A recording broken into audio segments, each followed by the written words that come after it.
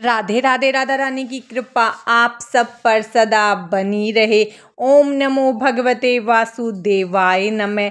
रंग भरी आमलकी एकादशी की आप सभी को हार्दिक शुभकामनाएं। आज की इस वीडियो में हम आमलकी एकादशी की पूजा विधि के बारे में जानेंगे। तो चलिए हम अपनी वीडियो को शुरू करते हैं। आमलकी एकादशी सबसे बड़ी एकादशी मानी जाती है। इस दिन आंवले का सेवन करना, आंवले के वृक्ष का पूजन करना बहुत ही सुफलदायी होता है। आप आंवले के वृक्ष की पूजा मंदिर में भी जाकर कर सकते हैं या आप नर्सरी से आंवले का पौधा लाकर उसकी भी पूजा कर सकते हैं या आप आंवले की टहनी तोड़कर उसकी भी पूजा कर सकते हैं। आपके पास आंवले का पौधा है तो सबसे पहले उसे अच्छे से साफ कर ले और गैरू से उसे अच्छे से लीप ले। उसके बाद आपको जहां पूजा करनी है उस जगह को अच्छे से साफ कर ले और गंगा जल छिड़क कर उसे शुद्ध कर ले। अब इस स्थान पर आंवले का पौधा रखे और उसके पास में एक चौकी लगा ले और चौकी पर पीले रंग का साफ सुथरा वस्त्र बिछा ले। पुष्प या तिल का आसन देकर भगवान विष्णु की फोटो या मूर्ति को स्थापित करे। अब भगवान के सीधे हाथ की तरफ थोड़े से तिल रख के उस पर कलश रखे। कलश में लौंग, सुपारी, इलायची, हल्दी, पुष्प और थोड़े से तिल डाले। फिर अशोक या आम के पत्तों को हल्दी और रोली से टीक कर उसमें रखे। उसके बाद कलश पर तिल का पूर्ण पात्र रखे और उस पर दीप जला दे। इस तरह दीप कलश की स्थापना कर ले। उसके बाद थोड़े से तिल का आसन देकर गणेश जी को विराजित करें। के बाद थोड़ा सा जल छिड़क कर हम चौकी का शुद्धिकरण कर लेंगे। हाथ में थोड़े से तिल, पुष्प और जल लेकर हम एकादशी व्रत का संकल्प करेंगे और भगवान का आवाहन करेंगे। उसके बाद अक्षत और पुष्प को भगवान के चरणों में समर्पित करें। अब शुद्ध जल लेकर पुष्प की सहायता से स्नान की भावना करवाते हुए हम सभी का स्नान करवा लेंगे। उसके बाद एक लोटे में शुद्ध जल ले, उसमें थोड़े से तिल और हल्दी डालकर अब आंवले के वृक्ष में जल सींच देंगे। अब सबसे पहले हम भगवान गणेश का पूजन करेंगे। भगवान को रोली से तिलक करें, तिल समर्पित करें, फिर जनेऊ समर्पित करेंगे। उसके बाद हम वस्त्र रूपी कलावा समर्पित करेंगे। फिर हम भगवान गणेश को पुष्प समर्पित करेंगे। उसके बाद भगवान विष्णु को अगर आपके पास पीला चंदन है तो चंदन से तिलक करें।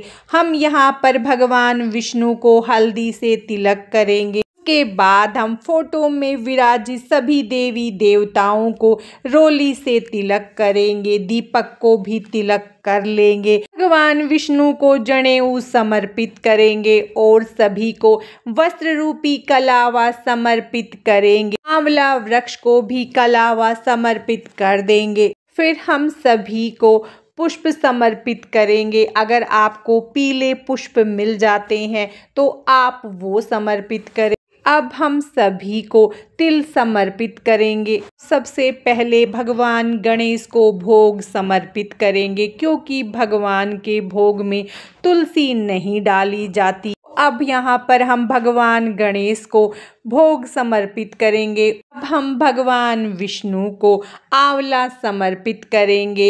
आप भगवान विष्णु के भोग में तुलसी पत्र अवश्य डालें। उसके बाद हम कोई भी ऋतु फल समर्पित करेंगे। फिर हम कोई भी मिठाई भगवान को समर्पित करेंगे। हम यहाँ पर पेठा समर्पित कर रहे हैं। एकादशी के दिन अनाज का भोग नहीं लगाया जाता है। आप मखाने की खीर बनाकर उसका भोग भी लगा सकते हैं। अब हम आंवला वृक्ष को भी भोग समर्पित करेंगे। उसके बाद हम दक्षिणा समर्पित कर देंगे। इस एकादशी को रंगभरी एकादशी भी कहा जाता है। तो इस दिन आप भगवान को गुलाल जरूर समर्पित करें। अब हम यहाँ पर सभी को गुलाल समर्पित कर देंगे। उसके बाद हम आंवला वृक्ष को भी गुलाल समर्पित कर देंगे। अब 1 लोटा शुद्ध जल लेंगे। उसके बाद हम अपने हाथ में थोड़े से तिल लेंगे और एकादशी व्रत की कथा हम या तो पढ़ लेंगे या सुन लेंगे। कथा पढ़ने के बाद आप तिल को जल के लोटे में डाल दें। के बाद आंवला वृक्ष की परिक्रमा करेंगे। आप अपने अनुसार या तो 5, 11, 21 या आप 108 बार आंवला वृक्ष की परिक्रमा कर सकते हैं। उसके लिए आप या टॉफी ले ले, काजू, बादाम या मखाने से अपनी परिक्रमा लगा सकते हैं, या आप ऐसे ही 108 बार आंवला वृक्ष की परिक्रमा लगा ले। उसके बाद हम परिक्रमा लगाते जाएंगे और आपने परिक्रमा गिनने के लिए जो भी चीज़ ली है उसे चौकी पर रखते जाएंगे। इस तरह हम अपनी 108 बार आंवले की परिक्रमा पूरी करेंगे। अब हम भगवान की आरती करेंगे। या तो आप कपूर से, दीपक से आरती करें। उसके बाद हम दीपक से आरती करेंगे। पहले भगवान गणेश की आरती, फिर हम भगवान विष्णु की आरती कर लेंगे और अंत में भगवान से पूजा में हुई गलतियों के लिए क्षमा याचना करेंगे। उसके बाद हम भगवान से प्रार्थना करेंगे कि वो अपनी कृपा हम पर सदा बनाए रखे। इसके बाद आप आंवला वृक्ष की पूजा या तो सुबह कर सकते हैं या आप शाम के समय भी आंवला वृक्ष की पूजा कर सकते हैं। और चौकी का विसर्जन आपको एकादशी व्रत के पारण के बाद करना होता है। चौकी के विसर्जन के लिए हमने जो भोग प्रसाद चढ़ाया है वो हम सभी में बांट देंगे और जल का लोटा हम सूर्य देव को अर्घ्य दे देंगे। और जो हमने पुष्प अर्पित किए हैं उसे हम या तो जल विसर्जन या भूमि विसर्जन कर देंगे। दक्षिणा हम किसी को दान में दे देंगे। ने जो जनेऊ अर्पित किए हैं अगर आपके घर में कोई पहनता है तो आप उसे दे दें, या आप पंडित जी को भी दे सकते हैं। कलश का जल आप घर में छिड़क दें।